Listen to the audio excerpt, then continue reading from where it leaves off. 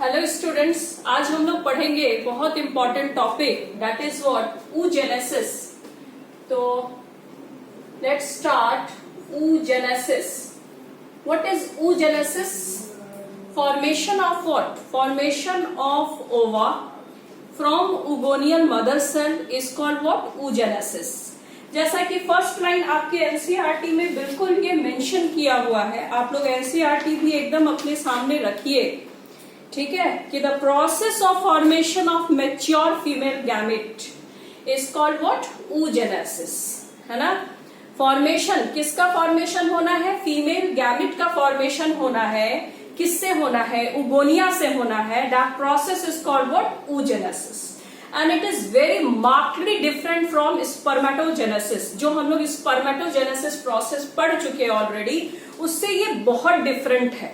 जैसे स्पर्मेटोजेनेसिस जब स्टार्ट होता है, इट बिगिंस एट प्यूबर्टी।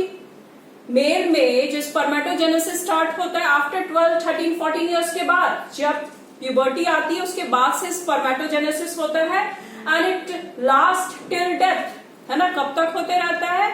जब तक कि पर्सन का डेथ ना हो जाए या कोई कैजुअलिटी ना हो जाए, है ना। तो इस तरह से स्पर्मेटोजेनेसिस एक कंटिन्यूअस प्रोसेस होता है। बट oogenesis क्या है? It is a discontinuous process and it start from early embryonic development stage. तो बहुत इंपॉर्टेंट पॉइंट ये है कि starts from early embryonic stage, ठीक है। मीन्स कि फीटस मदर्स वुम्ब के अंदर है, फीमेल की ही बात हो रही, क्योंकि oogenesis जो होता है वहां फीमेल गैमेट बन रहा है, तो ऑब्वियसली आप लोग क्या सोचेंगे? फीमेल के बारे में ही, कि किस तरह से वहां पे oogenesis प्रोसेस स्टार्ट हुआ। तो एम्ब्रायोनिक स्टेज में ही स्टार्ट हो गया है, मतलब इनसाइड मदर्स वुम्ब के अंदर जब डेवलपमेंट प्रोसेस चल रहा होता है, तभी से वहां पे oogonia जो है वो मेच्योर हो रहे होते हैं, मल्टीप्लाई कर रहे होते हैं। एंड नेक्स्ट ये है कि आफ्टर बर्थ उस फीटस का डेवलपमेंट प्रोसेस हुआ, 9 मंथ जो गेस्टेशन पीरियड होता है। देन उसके बाद जब पार्टुरेशन के बाद उस फीमेल फीटस का बर्थ हुआ, उस बेबी का बर्थ हुआ, तो उसके ओवरी में, ovary contains couple of million of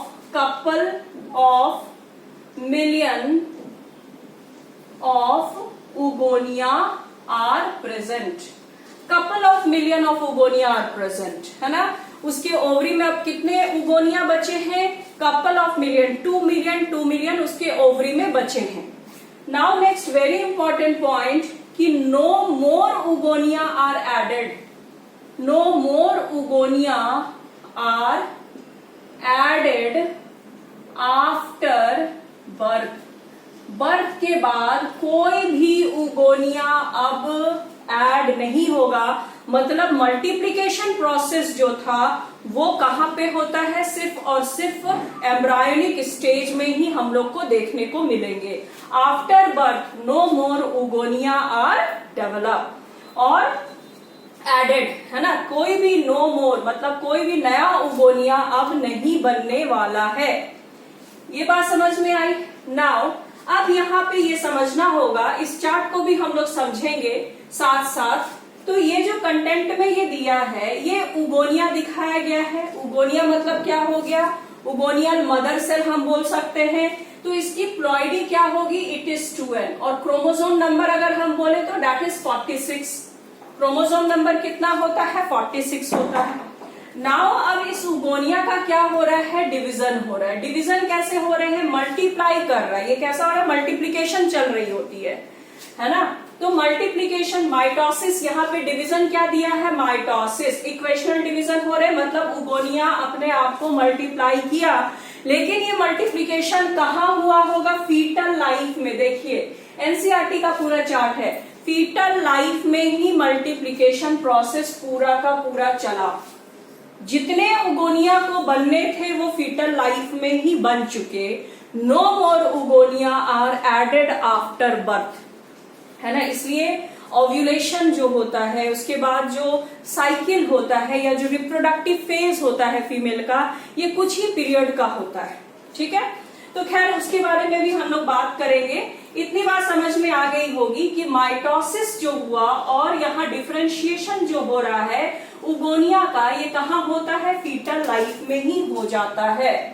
now अब इसके बाद हम लोग कुछ एक इम्पोर्टेंट पॉइंट को और समझेंगे जो फीटल लाइफ में ही हो रहा है। लाइक अब क्या है कि मान लीजिए कि ये प्राइमरी oocyte है, ठीक है, तो ये प्राइमरी oocyte ये तो वेल प्रोग्राम्ड चीज है कि कौन सा उगोनिया जो है वो प्राइमरी oocyte में डेवलप होने वाला है, ये प्रोग्रामिंग ऑलरेडी हो चुकी होती है, ठीक है। अब ये प्राइमरी oocyte जो है it is surrounded by granulosa cell, है ना, इसको हम प्राइमरी oocyte कहते हैं। दिस इज प्राइमरी oocyte, ये प्राइमरी oocyte हुआ, ये किससे सराउंड्स है, ग्रैनुलोसा सेल से सराउंड होता है। और ग्रैनुलोसा सेल क्या करते हैं, ग्रैनुलोसा सेल प्राइमरी oocyte को नरिशमेंट प्रोवाइड करता है ताकि प्राइमरी oocyte में ग्रोथ हो सके। नाउ अब क्या है कि प्राइमरी oocyte में जो मियोसिस होता है, मियोसिस में आप लोग को पता है कि मियोसिस कंप्लीट होता है 2 फेज में, मियोसिस 1 एंड मियोसिस 2। मियोसिस 1 में भी क्या है, प्रोफेज 1 है, मेटाफेज 1 है, एनाफेज 1 है, टीलोफेज 1 है। फिर आप लोग को मैं बताई थी प्रोफेज 1 में भी सब फेजेस होते हैं, कौन कौन से, लैप्टोटिन, जाइगोटिन, पैकिटिन, डिप्लोटिन एंड डाइकाइनेसिस। तो यहाँ मियोसिस 1 में स्टार्ट हो गया, रिडक्शन डिवीजन की शुरुआत हो चुकी है, कहां पे, इनसाइड फीटल लाइफ की ही बात हो रही है। तो मियोसिस 1 के डिप्लोटिन स्टेट में, डिप्लोटिन याद रखना है, ये नीट में पूछा जाता है, डिप्लोटिन स्टेज में इट बिकम टेम्पररली अरेस्टेड, ये क्या हो जाएगा, टेम्पररली अरेस्ट हो गया। बात क्लियर है, तो बात समझ में आ गई होगी कि इतने सारे काम ये फीटल लाइफ में ही हो चुके हैं। इसलिए यहाँ पे ये जो यहाँ से यहाँ तक का एरो दिखाया गया है, ये इंडिकेट करता है कि किस तरह से उगोनिया जो फ्यूचर oocyte में कन्वर्ट होने वाला है ये ऑलरेडी डिसाइडेड है। क्लियर है, तो यहाँ माइटोसिस भी हुआ, डिफरेंशिएशन हुआ and it will differentiate to form what, primary oocyte। और प्राइमरी oocyte में फर्स्ट मियोटिक डिवीजन हुआ, कंप्लीटेड प्रायर टू ओव्यूलेशन। ये क्या कह रहा है हम बताएंगे, लेकिन अभी हम लोग यहाँ आते हैं कि प्राइमरी oocyte जो इसके चारों तरफ क्या लगे हुए हैं, ग्रैनुलोसा सेल लगे हैं, एंड इस स्टेट को हम क्या कहते हैं, primary follicle. This state is called what, primary follicle. 1 degree मतलब क्या हो गया, प्राइमरी की बात हो रही है, क्लियर। अब क्या है, डिप्लोटिन स्टेज में क्या हो गया, ये अरेस्ट हो गया, टेम्पररली अरेस्ट हो गया। सोचो oogenesis स्टार्ट भी हो गया है, मियोसिस 1 स्टार्ट हो गया, प्रोफेज 1 भी स्टार्ट हो गया है एंड डिप्लोटिन स्टेज में जाके ये अरेस्ट हो गया। अब क्या कहानी है, नाउ अब बच्चे का क्या होता है, बर्थ हुआ, फीमेल है ना, बर्थ हुआ, चाइल्डहुड, बचपन बीता, प्यूबर्टी स्टेज आया। प्यूबर्टी स्टेज मतलब फर्स्ट जो मिनार्क स्टेट होगा, फर्स्ट मिनार्क स्टेज मतलब पहला जो साइकिल आया, मेंस्ट्रुएशन साइकिल जो फर्स्ट आया है, दैट वी कॉल व्हाट, मिनार्क। उसको हम लोग क्या कहते हैं, मिनार्क स्टेट कहते हैं। तो फर्स्ट मियोटिक डिवीजन होगा, है ना, और तब जाके ये प्राइमरी oocyte सेकेंडरी oocyte का फॉर्मेशन करते हैं। इसके पहले कुछ एक चीज और हम लोग पढ़ते हैं, मतलब क्या है कि यहां तक के स्टेट में जो उगोनिया का हम लोग पढ़े थे कि कपल ऑफ मिलियंस होता है, there are only after puberty अब कितने बचे हैं ओवरी में, 60,000 to 80,000 प्राइमरी फॉलिकुलर सेल्स अब बच जाते हैं, रिमेन्स ओनली। सोचो कपल ऑफ मिलियन था, अब उसमें से भी घटते घटते घटते इट विल रिड्यूस, है ना, रिड्यूस हो जाता है, 60,000 से 80,000 फॉलिकल ही बच पाया है। मतलब यहाँ पे जो रिडक्शन हो रहा है फॉलिकुलर सेल का, उसको हम लोग फॉलिकुलर अट्रेशिया कहते हैं। दैट मीन्स कॉल्ड व्हाट, यहाँ हम लोग क्या देख रहे हैं कि रिडक्शन हो रहा है, रिडक्शन मतलब क्या हुआ, कमी हो रही है, रिडक्शन हो रहा है किसका, फॉलिकुलर सेल का, follicular cell, that is called what, follicular atresia. ये क्वेश्चन नीट में पूछा जाता है, फॉलिकुलर एट्राशिया। ठीक है, तो 60,000 से 80,000 ही बच गया है। मतलब कि हम ये जान रहे हैं कि जैसे जैसे एज बढ़ते जाता है, यहाँ फॉलिकल्स जो होते हैं वो कम होते जाते हैं। बात क्लियर है? नाउ ये पॉइंट बहुत इंपॉर्टेंट है, इसको याद रखिएगा। नाउ अब हम लोग यहाँ समझते हैं कि नाउ अब क्या है, प्राइमरी फॉलिकल तो समझ में आ गया। अब क्या हो रहा है कि सेकेंडरी फॉलिकल हम किसको कह रहे हैं, मतलब इसके ऊपर में, प्राइमरी ओसाइट के ऊपर में मोर ग्रैनुलोसा सेल जो होते हैं वो अरेंज होने लगे, like this. More granulosa cell जो हो रहा है, एड ऑन हो रहा है, this is called secondary follicle, है ना। This is called what, secondary follicle. And और इसमें क्या हो रहे हैं, चेंजेस हो रहे हैं, इसको मेच्योर कराना है। Now it is converted into secondary follicle से किसमें कन्वर्ट हो जाएगा, टर्शियरी फॉलिकल। तो टर्शियरी फॉलिकल ये मैं बना रही हूं, दिस इज टर्शियरी फॉलिकल, ये टर्शियरी फॉलिकल हो गया। और यहाँ पे हम लोग को क्या देखने को मिलता है, एंट्रम देखने को मिलेगा, like this. This is a antrum. ये एक बड़ा सा कैविटी दिखाई देता है जिसको हम क्या कहते हैं, एंट्रम कहते हैं। It is a fluid filled cavity. This is what, fluid filled cavity होता है। इसमें वाटर फ्लूइड जो होता है वो भरा होता है, not water, it is a fluid. इस एंट्रम में क्या होगा, फ्लूइड भरा होगा। तो this is called what, tertiary follicle. इसको हम क्या कहते हैं, टर्शियरी फॉलिकल कहेंगे। क्लियर? तो सेकेंडरी फॉलिकल प्राइमरी फॉलिकल से कैसे डिफरेंट है ये समझ में आ रहा हो। सारा चीज ये कहाँ हो रहा है, ओवरी में हो रहा है। प्राइमरी फॉलिकल है, सेकेंडरी फॉलिकल, इसमें और ग्रैनुलोसा सेल जो है वो एड ऑन हुए हैं। एंड टर्शियरी फॉलिकल किसमें कन्वर्ट हो गया, सेकेंडरी से टर्शियरी हो रहा है। मतलब यहाँ टर्शियरी हम कैसे देख पाते हैं, अगर ओवरी का हम सेक्शन व्यू लेते हैं तो अगर एंट्रम दिखाई दे रहा है तो मतलब क्या हो गया, वो बिलोंग कर रहा है टर्शियरी फॉलिकल से। एंट्रम एक सिग्निफिकेंट, मतलब कैसे डिस्टिंग्विश हम कर सकते हैं प्राइमरी, सेकेंडरी एंड टर्शियरी को। वेल यहाँ पे हम देख सकते हैं कि एंट्रम हमको देखने को मिला। नाउ अब क्या है एंट्रम, यहाँ पे एक क्वेश्चन तो ये हुआ कि कैसे हम आइडेंटिफाई कर सकते हैं। नाउ दूसरा क्वेश्चन यहाँ पे ये बनेगा कि जो लेयर्स यहाँ पे बने हैं, है ना, जो लेयर थीका का फॉर्मेशन हुआ है, आउटर मोस्ट लेयर को, जो आउटर मोस्ट लेयर है, outer one is called theca externa. इसको हम क्या कहते हैं, थीका एक्सटर्ना कहेंगे, थीका एक्सटर्ना। और जो इनर वन है इसको हम कहेंगे theca interna. This is called what, theca interna. तो ये लेयर पूछा जाता है, थीका इंटरना और एक्सटर्ना क्या है। तो यहाँ पे जो ग्रैनुलोसा सेल ही हैं जो अरेंज हुए हैं, उसके लेयर को हम लोग theca externa and theca interna कह रहे हैं। एक्सटर्ना मतलब हम लोग जानते हैं एक्सटर्नल, जो बाहर है उसको हम क्या कहेंगे, थीका एक्सटर्ना कहेंगे। जो अंदर के तरफ है उसको हम क्या कहेंगे, थीका इंटरना कहेंगे। नाउ प्राइमरी ओसाइट जो है ये भी अब ग्रो करना शुरू कर रहा है, ये भी डेवलप हो रहा है। अब क्या है, इस स्टेट में ही जब टर्शियरी फॉलिकल का ही स्टेट होता है तो सेकेंडरी ओसाइट, है ना, ये sorry primary oocyte, this one is what, primary oocyte, this one is primary oocyte.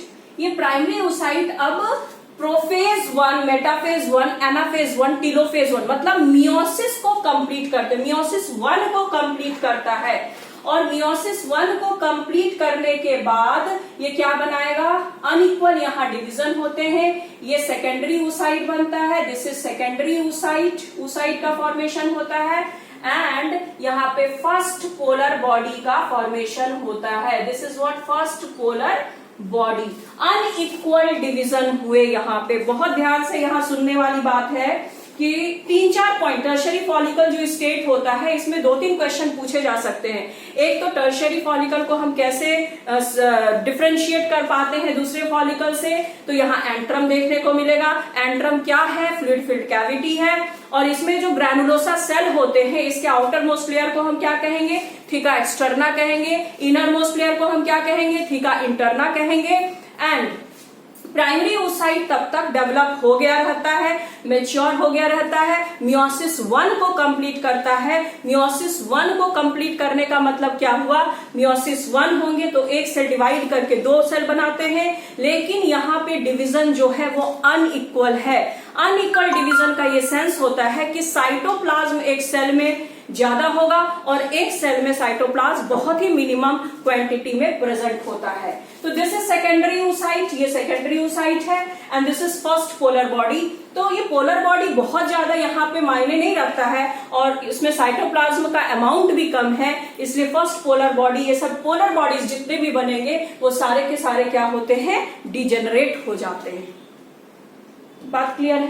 तो यही बात यहाँ पे मैं बताई हूं, देखो यहाँ पे कि ये प्राइमरी oocyte है, बर्थ हुआ, चाइल्डहुड, प्यूबर्टी, मतलब क्या है कि प्राइमरी oocyte डेवलप कर रहा होता है, फॉलिकुलर सेल धीरे धीरे डिजेनरेट कर गए होते हैं और प्यूबर्टी आते आते तो बहुत कम बच जाता है, इनमें बहुत कम 60,000 से 80,000 ही है और फिर जैसे जैसे एज बढ़ता है फॉलिकुलर सेल्स का नंबर भी क्या होगा, कम होते जाता है। फॉलिकुलर सेल जब भी हम कहते हैं, कहने का सेंस ये होता है कि एक फॉलिकल में क्या होते हैं, उसमें oocyte, प्राइमरी oocyte प्रेजेंट होगा। ठीक है, तो अब यहाँ पे समझ में आ गया होगा कि ये प्राइमरी oocyte है, प्राइमरी oocyte डिवाइड किया, यहाँ फर्स्ट मियोटिक डिवीजन को कंप्लीट करता है प्रायर टू ओव्यूलेशन।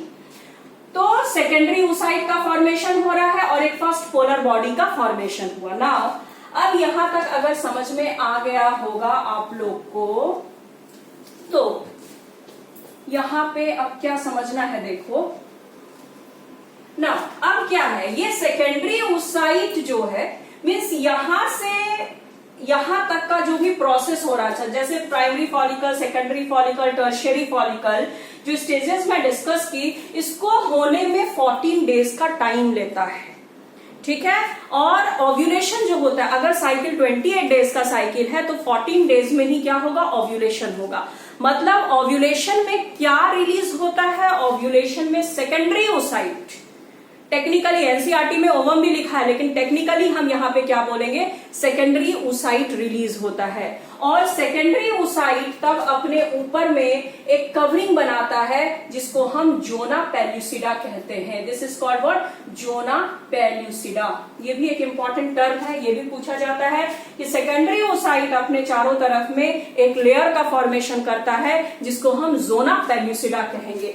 नाउ अब यहाँ पे और एक क्वेश्चन समझने लायक है कि ये जो सेकेंडरी oocyte रिलीज हुआ ओव्यूलेशन में, ओव्यूलेशन मतलब ओव्यूलेशन का सेकेंडरी oocyte ओवरी से रिलीज हुआ, ठीक है, 14th डेज में, अगर साइकिल 28 डेज का है तो 28 डेज की साइकिल में 14th डेज में क्या होता है, ओव्यूलेशन हुआ।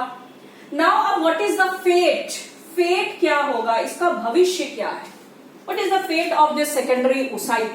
तो यहाँ पे याद रखना है कि इसका फेट आइदर, अगर ये स्पर्म इसको मिला और नहीं मिला, नो फर्टिलाइजेशन, ठीक है, यहाँ पे फर्टिलाइजेशन अगर नहीं हुआ तो it will degenerate with in 24 hours. क्या होते हैं, इसका जो लाइफ होता है सेकेंडरी oocyte का, ओनली 24 आवर्स का ही लाइफ होता है। अगर स्पर्म इसको नहीं मिलता है तो सेकेंडरी oocyte क्या होता है, डिजेनरेट कर जाता है और जो मेंस्ट्रुअल साइकिल है वो पूरा हो जाता है। Clear?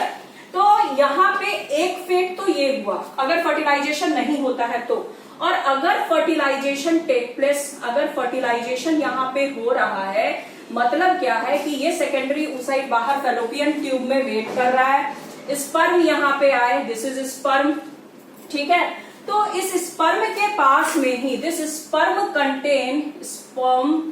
Contain anaphase promoting complex, जिसको हम लोग एपीसी कहते हैं। एपीसी का फुल फॉर्म क्या हो गया, एनाफेज प्रमोटिंग कॉम्प्लेक्स, क्योंकि जब यहाँ सेकेंडरी oocyte डिवीजन शुरू किया, मियोसिस 2 में एंटर किया है, तो प्रोफेज 2 को भी कंप्लीट करता है, मेटाफेज 2 को भी कंप्लीट करता है, बट एनाफेज 2 नहीं कर पाता है, ये अरेस्ट हो जाता है, यहाँ पे अरेस्ट एट मेटाफेज 2।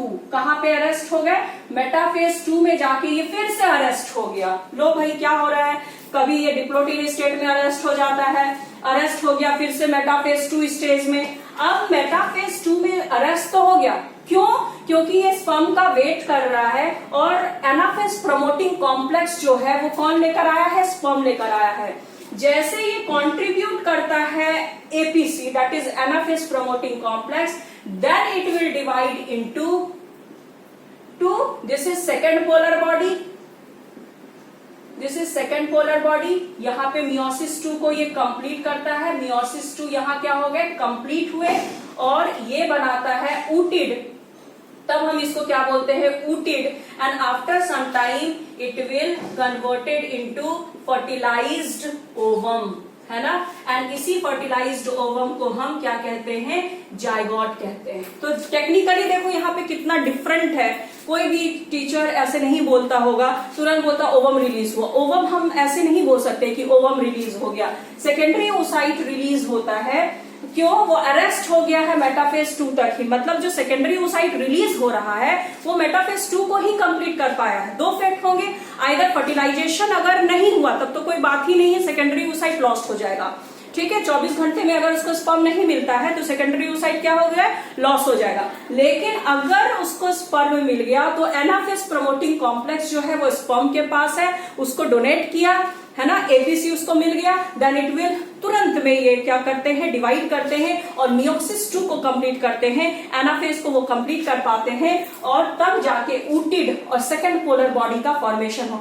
कब होगा ऊटिड का फॉर्मेशन, कब होगा, whenever it meet to the sperm, जैसे स्पर्म के साथ ये मीट करेंगे तभी मिलेगा, तभी होगा, ठीक है। तो ये ऊटिड हो गया और सेकेंड पोलर बॉडी का ये फॉर्मेशन होता है।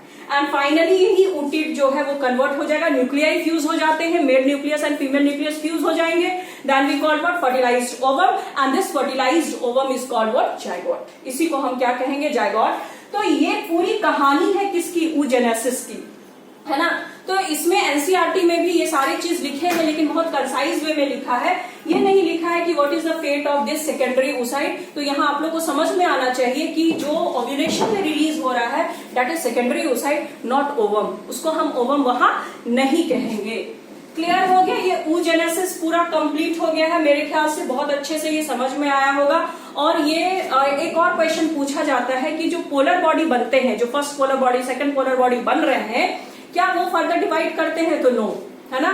यहाँ पे देखो सिग्निफिकेंस इसका ये है कि जब स्पर्मेटोगोनिया जब डिवाइड करता है या प्राइमरी स्पर्मेटोसाइट डिवाइड करता है तो वहां 4 स्पर्मेटोजोआ का फॉर्मेशन होता है, ठीक है। स्पर्मेटोजोआ मिलियंस में चाहिए, एक इजैकुलेशन में हम लोग देखें कि 200 to 300 millions of spermatozoa release होता है। लेकिन यहाँ पे देखो कितना ही ब्यूटीफुल तरीके से यहाँ पे बताया गया है कि अगर एक प्राइमरी oocyte डिवाइड करके 4 बना देता तो यहाँ पे तो चारों एग जो होते वो फर्टिलाइज हो जाते। तो ये तो पॉसिबल ही नहीं है ना, इस तरह से यहाँ पॉसिबल ही नहीं होता है। इसलिए यहाँ पे ओगोनिया जो है जो कन्वर्ट होगा प्राइमरी oocyte में, ये डिवाइड करके एक ओवम को ही बना पाते हैं। और जो पोलर बॉडी होता है ह्यूमन के केस में एंड अदर ऑल मैमल्स के केस में हम कह सकते हैं कुछ स्पेसीज को छोड़ के कि पोलर बॉडी जो होता है वो बाद में डिजेनरेट होता है, because it does not contain so much amount of cytoplasm. Cytoplasm नहीं होने के कारण इट विल सून डिजेनरेट, इसलिए डिवाइड नहीं करता है, ठीक है। तो एक प्राइमरी oocyte से कितना ओवम बनता है, ओनली 1 ओवम इज फॉर्म्ड। ये याद रखना है, ये बहुत टेक्निकल बात हम बता रहे हैं, एक ओवम ही बन पाता है। और एक दो क्वेश्चन है कि why is unequal division of cytoplasm in meiotic division, क्यों होता है अनइक्वल डिवीजन। तो इसका आंसर आप लोग बोल सकते हो कि the mature egg or ovum retains most of the cytoplasm which provide nutrients to the ovum, है ना। क्योंकि स्पर्म जो है उसके पास भी साइटोप्लाज्म नहीं है, पूरी रिस्पॉन्सिबिलिटी किसकी होती है, जो ओवम है उसके पास ये पूरी रिस्पॉन्सिबिलिटी है, क्योंकि cytoplasm is rich of nutrient, है ना। जो ओवम है वो उसमें abundant amount of cytoplasm present है, और साइटोप्लाज्म में तो सारे कंटेंट प्रेजेंट होते हैं, चाहे वो जितने भी न्यूट्रिएंट है वो सारे के सारे प्रेजेंट होंगे। इसलिए पूरी की पूरी रिस्पॉन्सिबिलिटी अब किसकी हो जाती है, ओवम की होती है, कि फर्दर जितने भी आगे प्रोसेस होने हैं, जो क्लीवेज होना है, मोरुला स्टेज को बनना है, उसके लिए जो साइटोप्लाज्म की रिक्वायरमेंट होती है वो ओवम के पास ही होती है। इसलिए स्पर्म सिर्फ क्या डोनेट करता है, only nucleus and proximal centriole, उसके अलावा स्पर्म कोई भी चीज को डोनेट नहीं करता है, ठीक है। ये चीज को याद रखना है। और बाकी साइटोप्लाज्म में जितने भी माइटोकॉन्ड्रिया हैं वो मैटरनल इनहेरिटेंस इसलिए होता है, ठीक है। मैटरनल इनहेरिटेंस इसलिए आप लोग को समझना है क्योंकि एग में जो माइटोकॉन्ड्रिया है वो तो मदर का ही है, वो फादर का माइटोकॉन्ड्रिया नहीं है। और माइटोकॉन्ड्रिया में जो डीएनए कंटेंट प्रेजेंट होते हैं वही डीएनए कंटेंट तुम्हारे डॉटर सेल्स में एंटर करता है। क्लियर है? तो ये सारे पॉइंट को याद रखना। हम यहाँ पे कुछ एक छोटा सा टॉपिक भी डिस्कस किए हैं, मैटरनल इनहेरिटेंस, इसको याद रखिएगा आप लोग। ठीक है, फिर ये क्वेश्चन लिखा है कि does the first polar body turn out of the first meiotic division divide further और डिजेनरेट। तो एनसीईआरटी भी बहुत क्लियर नहीं करता है, it will degenerate. Most of the species में ये डिजेनरेट हो जाता है, कुछ एक स्पेसिस ऐसे होते होंगे मैमल्स में जो कि पोलर बॉडी भी फिर डिवाइड करता होगा। तो these are all about what oogenesis। Okay, इसके बाद मैं स्पर्मेटोजेनेसिस और oogenesis का डिफरेंस को बता देती हूँ। और इसमें एक पॉइंट और है कि ओवरी का structure of internal structure of ovary क्या है, किस तरह से जो primary follicle, secondary follicle, tertiary follicle हम लोग पढ़े अभी, उसका भी वीडियो मैं बताती हूँ। ठीक है, ओके, बाय बाय।